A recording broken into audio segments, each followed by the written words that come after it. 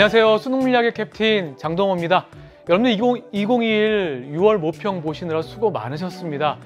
최근 며칠 동안 굉장히 날씨가 뜨거웠는데 오늘은 그나마 날이 조금 흐리고 바람도 불면서 괜찮았겠다 싶지만 마스크를 착용하고 시험 보느라고 어느 때보다 참 수고 많으셨어요. 시험 결과까지 좋았으면 정말 좋았겠는데 어땠어요? 여러분들이 느끼기에 아마 조금 어렵지 않았을까라고 하는 생각이 듭니다. 물론 문제의 난이도가 어땠냐가 아니라 시기적으로 그리고 구조적으로 특히 우리 고3 수험생들은 조금 점수가 높게 나오지 못했을 가능성이 큽니다.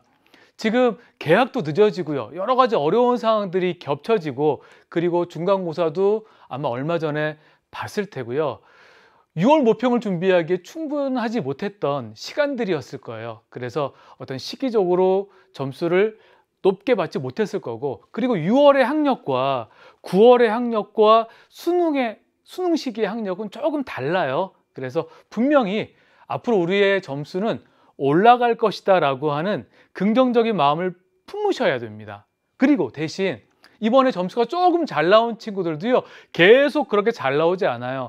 제가 학교에서 고3 담임을 하다 보면 3월, 4월 시험 잘 보다가 6월에 못 보고요. 그리고 수능에 다시 이것을 심기일전 해가지고 만회한 친구들도 많았고, 반대로 6월 모평 때 실력이 잘 나와서 자만하다가 성적이 떨어진 친구들도 있습니다. 그러니까 여러분들이 6월 모평의 결과를 어떻게 의미를 부여해서 남은 기간 잘 준비하냐가 굉장히 중요합니다. 6월 모평 대학에서요 절대 신경 쓰지 않아요. 가산점을 주거나 이거를 바탕으로 학생들을 뽑지 않습니다. 이거를 참고할 곳은 학원이에요. 재수생들 뽑을 때 6월 모평 성적이 어느 정도였냐, 그걸 가지고 학생들을 선발하는데, 선발하는 곳에서는 우리들은 여기에다가 특별한 의미를 부여해서 수능에서 더 좋은 성적을 받을 수 있도록 잘 준비했으면 좋겠습니다. 그러면 우리 물리학 1에 오늘 시험이 어땠는지 전체적인 평을 하고 시작해 보도록 할 텐데요. 전체적인 2015 교육과정으로 처음 봤던 우리 물리학 1의 특징을 한번 살펴보면요. 첫 번째로 전체적인 난도가 하락했다입니다. 작년에 비해서요. 개정교육과정이 시작이 되면 그 한 해는, 첫 해는 시험의 난도가 조금 떨어져요. 그래서 체감적으로 느끼기에 쉽다라고 충분히 느낄 만한 시험이 출제가 될 것입니다. 앞으로도 계속 그럴 거예요. 7월, 9월, 10월 그리고 수능까지요. 그러니까 여러분들이 그것들을 잘 생각하면서 시험을 준비하면 좋겠다. 난도가 하락했다는 의미는 킬러 문항이 감소했다는 거예요. 여러분들 이번 시험 문제를 쭉 본 친구들은 알겠지만 우리가 작년에 비해서 어려운 부분들이 물리학 1에서 많이 빠졌기 때문에 시험의 난도가 줄고 킬러 문항이 감소했다라고 하는 첫 번째 특징이 있고요. 그 다음에 2015 교육과정에서 처음으로 등장한 용어가 뭐냐면 성취 기준이라는 이야기예요.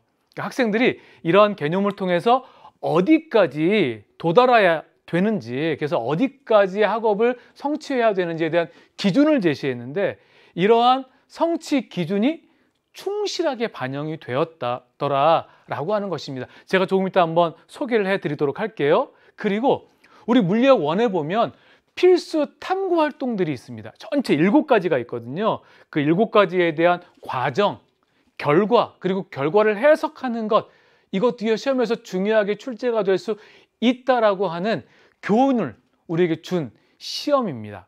자, 그러면 1번부터 차근차근 한번 살펴보도록 할게요.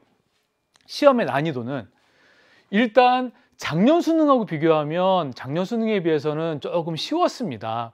아마 여러분들이 인정해야 될 것 중에 하나일 거예요. 내가 시험을 잘 봤든 못 봤든 상관없이 시험의 난도는 2020 수능에 비해서는 훨씬 쉬웠다라고 하는 것이고요. 우리가 지난번에 보았던 3월 학평과 4월 학평을 비교했을 때도 어느 정도 비슷하게 난도가 결정이 되게 출제가 됐습니다. 그래서 제가 저희 주관적인 생각이긴 하지만 47점, 48점, 50점 가까이의 1등급이 형성되지 않았을까라고 하는 생각을 해봅니다. 여러분들 만약에 이번 시험에서 40점이 안 나온 친구들은 아직 우리가 개념에 대한 학습이 부족하다라고 생각을 하셔야 돼요. 그래서 앞으로 남은 기간 동안에 우리가 어떻게 학습을 해야 될지 방향을 정확하게 설정하고 학습을 하셔야 된다는 것을 잊지 않으셨으면 좋겠습니다. 자, 출제 유형을 봅시다. 지식형 문항과 풀이형 문항이요. 기존에는 한 8대2, 7대3 이렇게 출제가 됐었는데 이번 시험에서도 한 7대3의 비율에 맞춰서 출제가 되었습니다. 지식형 문항이라고 하는 것은 단순한 개념형 문항이죠. 우리가 계산식을 통해서 정량적인 풀이 과정이 없이 풀 수 있는 문항들이 한 7 정도, 그리고 풀이를 통해서 정답을 찾아야 되는 문항들이 3 정도 출제가 됐습니다. 지식형 문항이 출제가 많이 된다는 것은 그만큼 시간적으로 우리가 효율적으로 문제를 풀 수 있는 시간이 확보가 될 수 있다는 거예요. 그래서 전체적인 난이도가 낮아질 수 있다라고 하는 체감적으로 느낄 수 있어요. 그렇게. 자, 그 다음에 단원별 출제 어떻게 되는지 한번 살펴보도록 합시다. 이번에는요, 1단원에서 출제가 9문항이 됐습니다. 전체 20문항 중에 거의 절반에 가까운 문항이 1단원에서 출제가 됐습니다. 지난 시험에서는 8문항, 7문항 이렇게 출제가 됐었는데 9문항까지 출제가 됐다라고 하는 것, 그만큼 1단원 역학과 에너지 부분이 물리학 1에선 중요하다라고 하는 것을 여러분들이 인지하셔야 돼요. 제가 이렇게 소단원별로 어떤 문제들이 그리고 몇 문항이 출제가 됐는지 체크를 해봤는데 일단 골고루 출제가 됐다라고 하는 것 체크를 해야 되고요. 역학적 에너지 보존에 대한 것은 항상 킬러 문항으로 출제가 되고 있더라라고 하는 부분도 놓치지 말아야 할 부분입니다. 2단원에서는요, 전체 6문항이 출제가 됐습니다. 그래서 물질의 전기적 특성이 3문항, 자기적 특성이 3문항 이렇게 골고루 출제가 됐고요. 3단원 파동과 정보통신에서는 파동의 성질과 활용에 대해서 기본적인 문항들이 4문항이 출제가 됐죠. 그리고 빛과 물질의 이중성에 대해선 물질의 이중성 문제가 모처럼 나왔는데요. 기본적인 개념만 알고 있으면 어렵지 않게 맞을 수 있는 그런 문제가 출제가 됐습니다. 제가 아까 말씀드렸어요. 성취 기준을 충분히 반영했다라고 하는 것인데 우리 1단원은요. 전체적으로 성취 기준이 12개예요. 그러니까 그 12개가 10가지죠. 그 10가지에 맞춰서 시험이 출제가 됐습니다. 얼마 안 돼요. 실제로 우리가 시험이 9문제가 출제가 된다라고 하는데 그것이 성취 기준에 맞게 출제가 되고 있다라고 하는 건 시험을 준비하는 우리 입장에서는 물리학 1의 역학과 에너지 부분에서 어떤 부분을 가지고 우리가 준비를 해야 되는지에 대한 방향을 제시합니다. 그래서 여러분들이 여기에 맞게 개념을 준비해야 되는 것을 잊지 마셔야 돼요. 특히 여기 보면 어떤 예에 대한 부분, 어떤 개념을 이해하고요. 그것을 활용할 수 있는 사례 중심적으로 많이 성취 기준이 되어 있고 그렇게 출제가 많이 되었더라고요. 그러니까 개념을 정확하게 아는 친구들은 매우 쉽게 문제를 풀 수 있는데 개념을 모르는 친구들은 어려울 수 있죠. 그래서 정확한 개념을 학습하기 위해서 노력을 해야 된다라고 하는 것을 여러분들이 체크를 하셔야 됩니다. 1단원 모두 10개의 성취 기준이에요. 2단원은요. 이렇게 7개의 성취 기준이 있고요. 여기에 골고루 문항이 출제가 됐습니다. 아마도 이 기류가 수능 때까지 이어질 것이라고 생각을 해요.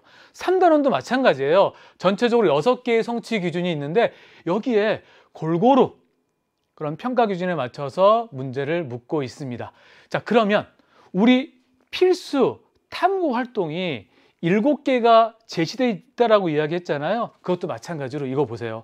하나를 제외하고는 6개의 문항이 출제가 되었다라고 하는 것은 우리 교과서에 있는 그런 필수 탐구 활동에 대해서 과정, 결과를 해석하는 것을 꼼꼼하게 해야 되겠다라고 하는 교훈을 줍니다. 자, 마지막으로요. 이번 물리학 1에 출제됐던 3개 정도의 킬러 문항을 뽑아보자면 18번, 19번, 20번 정도가 여러분들이 느끼기에 조금 어렵지 않았을까라고 하는 생각을 해보게 됩니다. 18번 문제는 두 물체가 연결되어 있는 상태에서 줄이 끊어졌을 때 그때 상황을 묻고 있는데요. 아마 디귿이 조금 어렵지 않았을까라고 생각을 해보고 19번은 3개의 전하가 나오는데요. 3개의 전하를 이렇게 같은 거리만큼 떨어져 있는 상태에서 A가 받는 힘이 0이고 그런 상황에서 B, C에 대해서 그리고 A에 대해서 묻고 있는 문제인데 이 문제도 실수할 가능성이 조금 있었어요. 그리고 마지막으로 20번 문제, 용수철 문제가 출제가 됐는데 용수철 문제 딱 나오면 벌써 두려운 마음이 들 수 있는데 용수철이 수평 방향으로 나와 있는 것도 아니고 연직 방향으로 진동하게 나와 있어요. 그래서 아마 이게 뭐야? 라고 느끼면서 특히 특정 교과서에서는 이 에너지에 대해서 언급이 되어 있지 않기 때문에 조금 어렵고 불편한 마음이 있었을 것이라고 생각하는데 수능 완성과 수능 특강 연계교재에서 제가 이 부분에 대해서 충분히 이야기를 했거든요. 그러니까 우리가 조금 넓게 생각하고 학습을 하시면 좋겠다라고 생각을 하면서요. 제가 해설 강의에서 조금 더 자세하게 설명하도록 하겠습니다. 자, 그러면 이제 우리가 본격적인 1번 문항부터 20번 문항까지 해설 강의를 할 텐데 우리 6월 모평의 결과가 어떠하든지 간에 여기서 주저앉으면 안 되고요. 지금부터 성찰하고 반성하고 그리고 우리가 앞으로 어떻게 해야 될지 다짐하고 결심하면서 나아간다면 수능에서 지금보다 훨씬 더 좋은 결과가 있을 것이라고 생각합니다. 그러면 우리 1번 문제부터 본격적인 해설 강의 시작하도록 하겠습니다. 감사합니다.